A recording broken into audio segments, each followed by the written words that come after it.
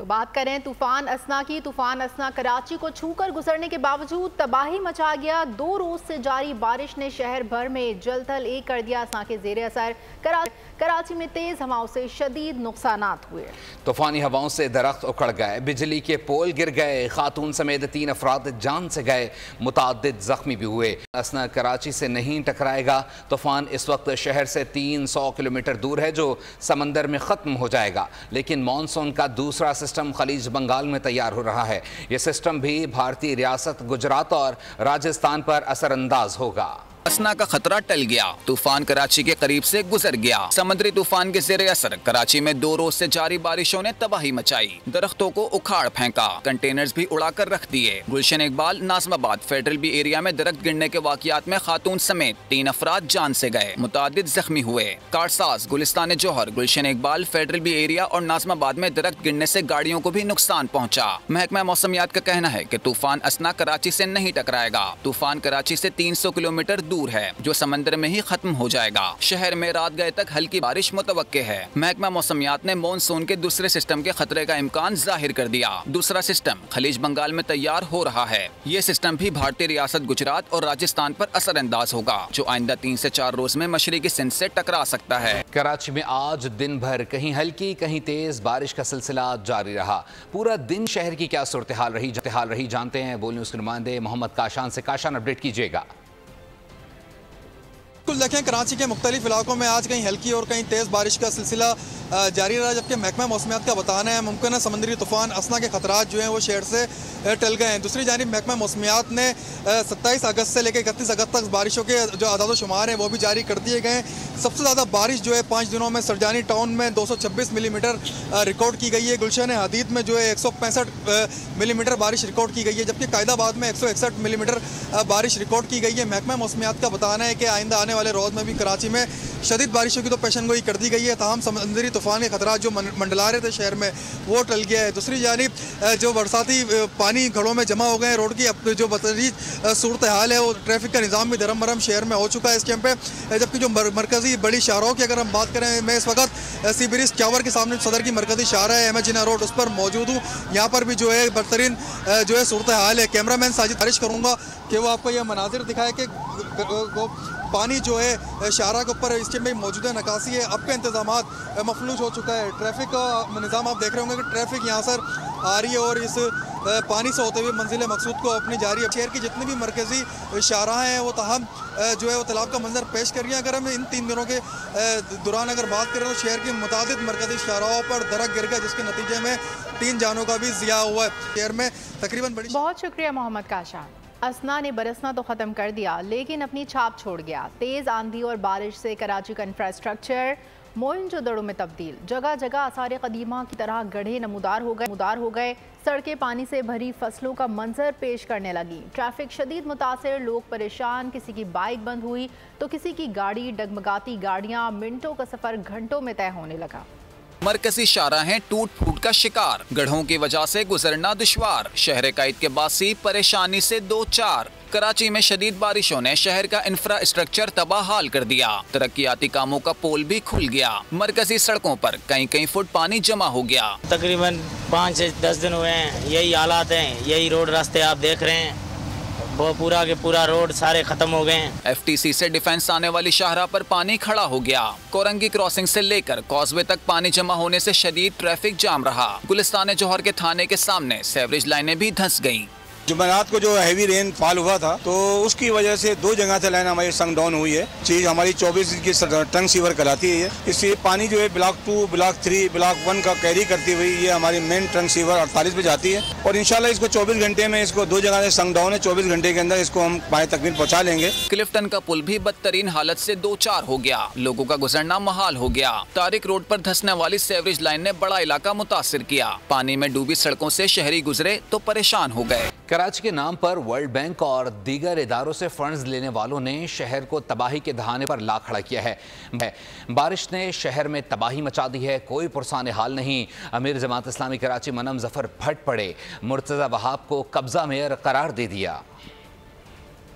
तो अलहदा world bank के ताउन से Karachi water and sewerage infrastructure development के नाम पर आपने जिस तरह 1.6 बिलियन US$ आपको जो है वो मिले। सिंध गवर्नमेंट और क्लिक के वो प्रोजेक्ट्स के जिन्होंने कराची को तबाही के दाने पर खड़ा कर दिया है। खुद कब्जा मेयर मुर्तजा वहाब साहब ने एडमिट किया कि 14 सड़कें जिन पर कारपेटिंग की गई थी वो बह गईं। इसकी जिम्मेदार वजीर आला सिंध, सूबाई हुकूमत, महकमा बल्दियात और कब्जा मेयर मुर्तजा वहाब साहब हैं। पूरी सूरत हाल में हम ये समझते हैं पीपल्स पार्टी अहले कराची से जो बदला ले रही है, जो दुश्मनी कर रही है, ये कराची के लोगों को कबूल नहीं है। 16 साल से बराह रास्त तुम लोग जो है मुसल्लत हो, लेकिन तुमने इस शहर के लिए तुमने कोई काम नहीं किया है, सिर्फ करप्शन की है। चीफ मेट्रोलॉजिस्ट सरदार सरफराज कहते हैं 31 अगस्त तक तगड़ी बारिश की पेशगोई थी, अब मजीद मूसलाधार बारिशों का इम्कान नहीं। अगले चंद दिन बूंदाबांदी होगी या फुहार पड़ेगी, मौसम खुशगवार रहेगा। करफ्ट में कुछ नहीं तो 400 किलोमीटर के फासले पर हमारी दूसरा से गवार वगैरह में भी कोई 250-300 किलोमीटर के फासले पर है इस वक्त। और मे बी के वो ओमान पहुंचने से पहले इस समंदर में ही किसी वक्त कल शाम को या वीक शुरू हो जाएगा और फिजल आउट हो जाए समंदर में ही। कराची का वो वेदर अब कल से नॉर्मल वेदर होता है, जिस पार्टली क्लाउडी दिन में और सी ब्रीज चलती रहेगी, बूंदाबांदी या कैसी बारिश जो होती है जैसे फुहार पड़ में शाम में रात में, और ऐसी कोई खास सेकंड बारिश नहीं है कराची के दीगर अजला में भी अगले 4-5 दिन 3-4 दिन तक एटलीस्ट। जहाँ इलाका जाते हैं जो उनमें भी अभी मानसून में इतनी शिद्दत नहीं दाखिल हो रही। यहाँ बलूचिस्तान के कुछ एरियाज में चल रही है तेज बारिश, और ये जो साइक्लोन अभी बारिश भी है कि हमारे बलूचिस्तान के जो इलाके हैं गवादर वगैरह उन इलाकों में, और समंदर में यानी भी जाहिर है वो गवादर साइड पे कल तक रहेगी। और सिंध के मुख्तलिफ शहरों में तूफ़ानी बारिशें, नवाबशाह, बदीन और सजावल समेत मुख्तलिफ शहरों में नशीबी इलाके डूब गए हैं। कई एकड़ पर खड़ी फसलें भी तबाह हो गई हैं। ठट्ठा में सैलाब ने कच्चे के सैकड़ों देहात तहस नहस कर दिए।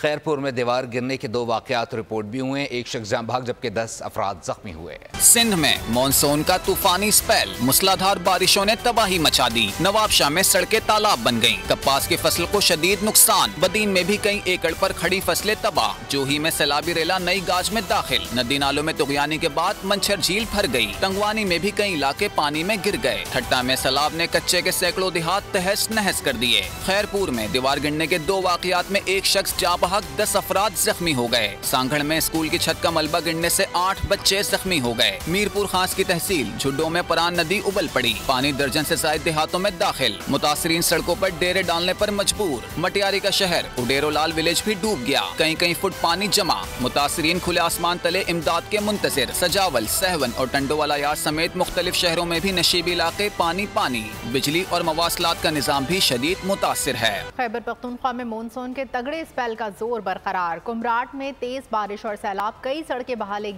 गया। स्कर्दू में सैलाबी रेले ने तबाही मचा दी, पानी के शदीद बहाव ने बागात उजाड़ दिए। बालाकोट में महांडरी के मुकाम पर बने पुल पर आमदोरफ्त फिर बंद हो गई। दूसरी जानिब बलूचिस्तान के मुख्तलिफ इलाकों में भी मूसलाधार बारिश का सिलसिला जारी है। नदी नालों में तुगयानी, जबकि खुजदार, बोलान और झलमक्सी समेत मुख्तलिफ शहरों में नशीबी इलाके ज़ेर आब आ गए। किला अब्दुल्ला में सैलाबी रेला कई मकानों और दुकानों को बहा कर ले गया। कोयटा चमन शाहरा को दर्रा खोजक के मकाम पर शदीद नुकसान पहुँचा। सैलाब से बलूचिस्तान सिंध कौमी शाहरा पर ट्रैफिक मुअत्तल हो गई है। सियासी मंजरनामे से खबर दें, PTI ने नाक़िस पॉलिसियों से अवाम को महंगी बिजली और महंगाई की दलदल में धकेला। मुस्लिम लीग नून ही अवाम को बिजली के भारे बिलों से निजात दिलाएगी। नवाज शरीफ का नून लीग के मुशावरती इजलास से खिताब, कहा मईशत को अपने पाँव पर खड़ा करना अव्वलीन तरजीह है। घरेलू सार्फिन को रिलीफ दे चुके, अब सनती सार्फिन को रिलीफ देने के लिए ज़राए तलाश कर रहे हैं। इजलास में बल्दियाती इंतखाबात रवां साल कराने पर इत्तेफाक, बल्दियाती कानून का मुसविदा जल्द तैयार करने की हिदायत की। इजलास के दौरान मौलाना फजलुर रहमान, महमूद खान अचकज़ई समेत सियासी रहनुमाओं से बातचीत जारी रखने का फैसला किया गया। वज़ीर आज़म शहबाज शरीफ, वज़ीर आला पंजाब मरियम नवाज समेत पार्टी के आला उहदेदार, वफाकी और सूबाई वुज़रा, सरकारी हुकाम इजलास में शरीक हुए। किसी ऐसी टीम का हिस्सा नहीं बनेंगे जो पीटीआई से मुज़ाकरात करे। बानी पीटीआई से मुज़ाकरात की कोई गुंजाइश नहीं। 9 मई के वाक़यात पर माफ़ी मांगते हैं तो पीटीआई से मुज़ाकरात नहीं होंगे। लीगी रहनुमाओं ने तहरीक इंसाफ से मुज़ाकरात की मुखालफत कर दी। ख्वाजा आसिफ बोले पीटीआई से मुज़ाकरात के हक़ में नहीं। एहसन इकबाल ने कहा कि पीटीआई ने वो किया जो दहशत गर्दों की भी ज़रूरत नहीं थी। रियासती इदारों और फ़ौज के ख़िलाफ़ मुहिम पर कोई माफ़ी नहीं हो सकती। पीटीआई ने सियासत में जगह पैदा करनी है तो कौम से माफी मांगे। वही लोग चीख रहे हैं कि जो इन हालात को पैदा करने के जिम्मेदार हैं। 2017 और 18 में पाकिस्तान एक हंसता बसता पाकिस्तान था। उस पाकिस्तान को एक अनाड़ी ने, एक नातजुर्बेकार ने, एक अनापरस्त ने, एक जिद्दी ने अपनी नातजुर्बेकारी से उजाड़ा। तो इमरान खान साहब तो जेल की 5 स्टार जेल काट रहे हैं। एनआरओ नहीं मिलेगा। आपको अपनी बेगुनाही साबित करनी पड़ेगी, आपको रसीदें दिखानी पड़ेंगी ना। इमरान खान साहब और उनका तर्ज सियासत, उसके साथ मुज़ाकरात उस वक्त तक नहीं हो सकते जब तक कि वो 9 मई के ऊपर कौम से और हमारे कौमी सलामती के इदारों से माफ़ी नहीं मांगते। ये जो अब बात हुई है, आज खबर भी लगी हुई है कि अचकज़ई के साथ मुज़ाकरात के सिलसिला जो है शुरू करने जा रही है। आप चाहते हैं कि मुज़ाकरात पीटीए के साथ होने चाहिए या नहीं होने चाहिए? जी जी, आप हक में नहीं है। अच्छा, आप समझते हैं कि इमरान खान का मुस्तकबिल कोई है? यार मैं कुछ जोशी आप किस टीम का हिस्सा है सर? हुकूमत और पीटीआई में मुज़ाकरात के मामले पर महमूद खान अचकज़ई का बयान सामने आ गया। उन्होंने मुज़ाकरात होने ना होने की तरदीद या तस्दीक ना की, ताहम रहनुमाओं की आपस में मुलाकातों की तस्दीक कर दी। गैर रस्मी गुफ्तगू में बोले राना सनाउल्लाह मेरे साथ पार्लियामेंट में मिले। वज़ीर आज़म शहबाज शरीफ पार्लियामेंट में असद कैसर, उमर अयूब, बैरिस्टर गौहर से मिले। पीटीआई शहबाज शरीफ को जवाब देती तो मुज़ाकरात उसी वक्त शुरू हो जाते। शहबाज शरीफ अपने बड़े भाई की इजाज़त के बगैर पीटीआई रहनुमाओं से हाथ नहीं मिला सकते थे। बताना चाहता हूं कि मुज़ाकरात ही वाहिद हल है। और भी बताएं कि ब्राज़ील ने सोशल मीडिया नेटवर्क एक्स पर पाबंदी लगा दी है। अदालती अहकामात ना मानने पर ब्राज़ील में एक्स पर पाबंदी लगा दी गई है। VPN के जरिए इस्तेमाल पर $9,000 योमिया जुर्माना होगा। ब्राज़ीली अदालत ने फेक न्यूज़ फैलाने वालों के खिलाफ कार्रवाई का हुक्म दे दिया है। माहिर मौशत डॉक्टर कैसर बंगाली ने 3 हुकूमती कमेटियों से इस्तीफ़ा दे दिया। दस्तावेज़ के मुताबिक डॉक्टर कैसर बंगाली हुकूमती किफ़ायत शारी कमेटी, राइट साइजिंग कमेटी और हुकूमती अखराजात में कमी की कमेटी के रुकन थे। डॉक्टर कैसर बंगाली के मुताबिक इस्तीफ़ा वज़ीर ख़जाना मोहम्मद औरंगज़ेब और सेक्रेटरी काबीना कामरान अफजल को भिजवा दिया है। हुकूमत ने अखराजात में कमी के लिए अच्छी कोशिशें की। हुकूमती अखराजात में कमी के लिए तीनों कमेटियाँ बड़ी अहम हैं। अखराजात कम करने के लिए तीनों कमेटियों ने तजावीज़ दी। तीनों कमेटियों ने 70 सरकारी इदारों और 17 सरकारी कॉरपोरेशन का जायजा लिया। अखराजात में कमी के लिए 17 डिवीज़न बंद करने की तजवीज़ दी। सीनियर वज़ीर पंजाब मरियम औरंगज़ेब कहती हैं नवाज शरीफ ने IMF को खुदा हाफिज कहा। IMF की पाकिस्तान को दोबारा ज़रूरत बानी पीटीआई की मुआशी तबाही की वजह से पड़ी। वज़ीर आला मरियम नवाज शरीफ अवाम को रिलीफ देने की खिदमत की एक नई तारीख बना रही हैं। अवाम को महंगाई से निजात दिलाना, बेहतरीन खिदमत का निज़ाम लाना और सूबे को दुनिया में तरक्की की मिसाल बनाना मरियम नवाज शरीफ का मिशन है।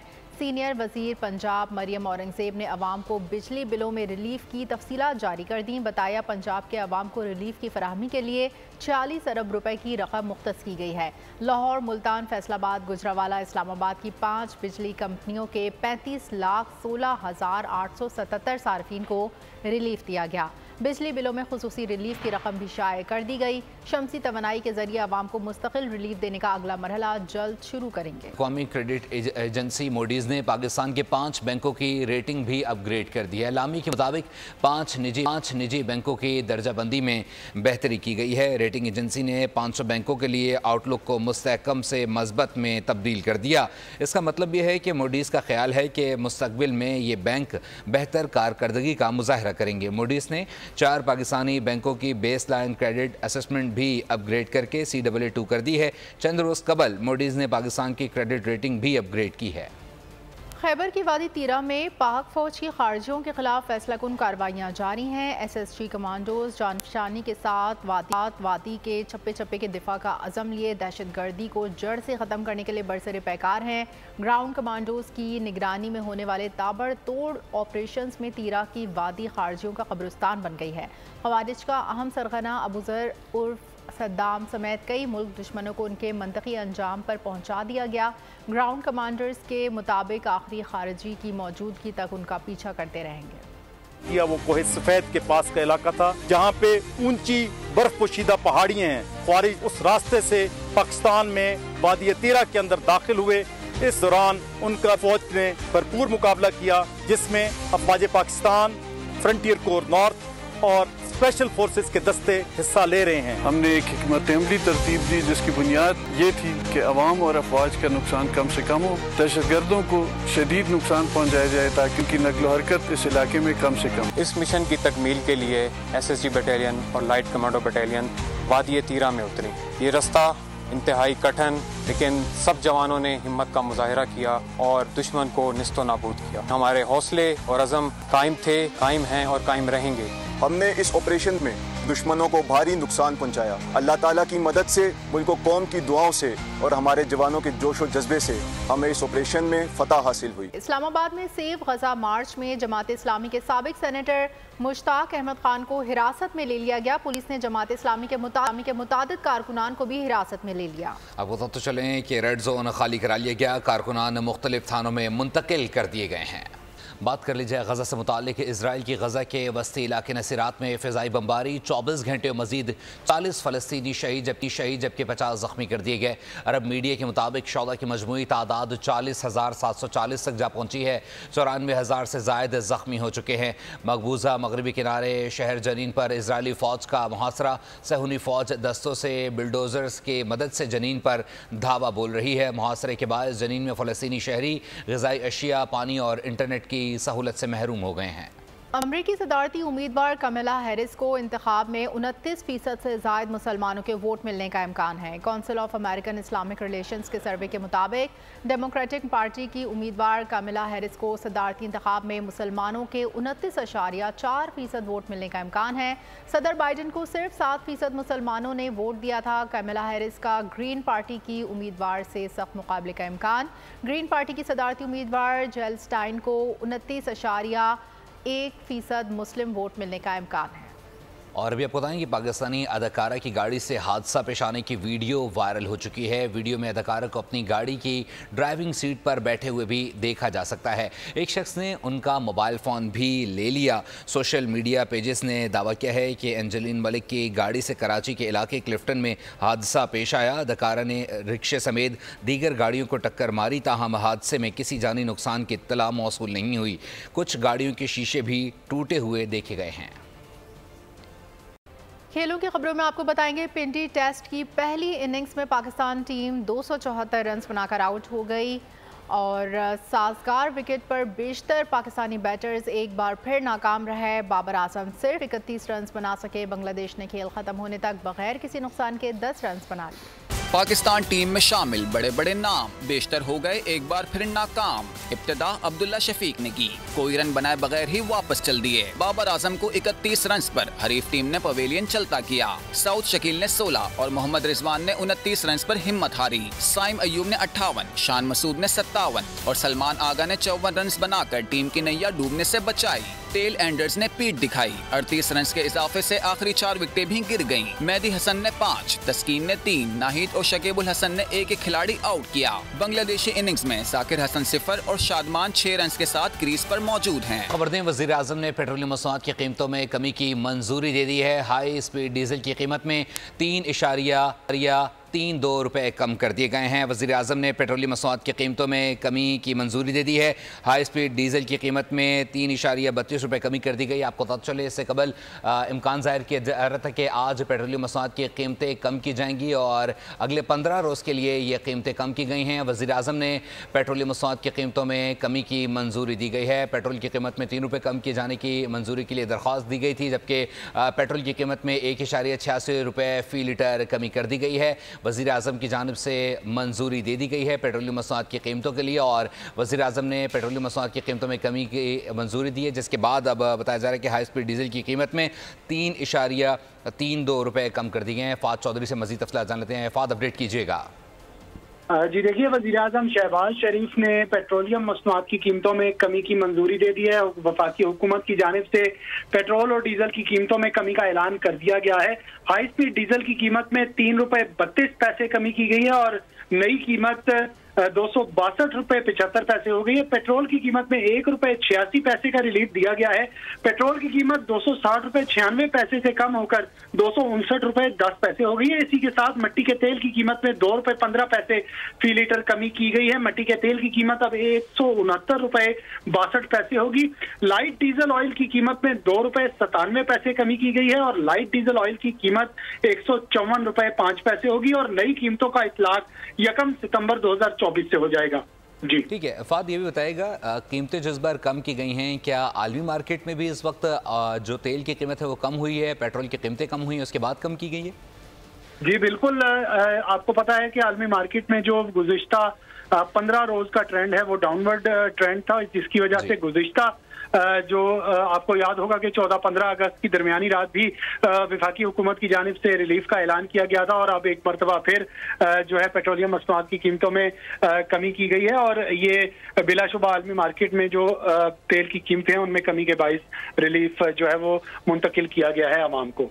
जी ठीक है। फ़ाद हमारे साथ रहेगा। नाज़रीन को एक बार फिर बताते चलें कि वज़ीर आज़म की जानिब से पेट्रोलियम मसनूआत की कीमतों में कमी की मंजूरी दे दी गई है, जिसके बाद पेट्रोल 1.8 रुपये कम हो गया है और जिसके साथ ही साथ हाई स्पीड डीजल की कीमत में भी 3.32 रुपये कमी कर दी गई है। वज़ीर आज़म की जानिब से पेट्रोलियम मसनूआत की कीमतों में कमी की मंजूरी दे दी गई है और आलमी मार्केट में चूँकि पेट्रोल की कीमत कम हुई है, इस वजह से पाकिस्तान में भी उसका रिलीफ आवाम तक पहुँचाया जा रहा है। पेट्रोल की कीमत अब 260.96 रुपये से कम होकर 259.10 रुपये हो गई है। वज़ीर आज़म की जानिब से अब मंजूरी दे दी गई है। फ़ाद चौधरी हमें अपडेट करते, बहुत शुक्रिया। एक दफ़ा फिर आपको खेलों के मैदान की तरफ रुख करते हैं। दूसरे टेस्ट की पिच पहले टेस्ट की विकेट से बहुत मुख्तलिफ है। बांग्लादेश की इनिंग्स में स्पिनर का किरदार अहम होगा। सलमान आगा ने शानदार कारकर्दगी का अज़म जाहिर कर दिया। मज़ीद कहा कि बाबर आजम बड़े खिलाड़ी हैं, इन्हें मालूम है कैसे रन्स करने हैं। मुझे लगता है कि ये इस पे लाइवली घास है और इस पे बॉल सेकंड डे पे भी होता रहेगा और ऑब्वियसली पहले टेस्ट में उतना मतलब लाइवली घास नहीं था मेरे ख्याल से और बॉल उतना नहीं हुआ जितना इस टेस्ट में हो रहा है। मुझे ऐसा लगता है कि स्पिनर्स का भी बॉल मतलब उतना जिस तरह पहले टेस्ट में आ रहा था वैसा नहीं आ रहा, उस पर काफ़ी डिविएशन है। तो रोल तो इंपॉर्टेंट है और कोशिश करेंगे उसे अच्छी तरह निभाएं। हम श्योर सारे बैट्समैन कोशिश करते हैं कि जितनी अगर 50 की है या जो भी आपको स्टार्ट मिला है उसको कन्वर्ट करें, लेकिन ये एक कंसर्न है जिसको हम देख रहे हैं और उम्मीद है कि आने वाले वक्त में उसको बड़े रन में कन्वर्ट करेंगे। वर्ल्ड क्लास प्लेयर हैं, अगर 10-12 इनिंग में फेल हो गए हैं तो फिर क्या होगा सर। उन्होंने मतलब जो पिछले 5 साल में इतना रन किए हैं वो भी तो किए हैं। तो एज ए क्रिकेटर मतलब एज ए बैट्समैन आपकी ज़िंदगी में ये फेजेस तो आते रहते हैं। न्यूज़ बुलेटिन से फिल वक्त के लिए इतना ही। मज़ीद खबरों और अपडेट्स के लिए आप विजिट कर सकते हैं हमारी वेबसाइट boldnews.com। देखते रहिए बोल्ड। सब्सक्राइब करें और बेल दबाएं ताकि कोई खबर रह न जाए।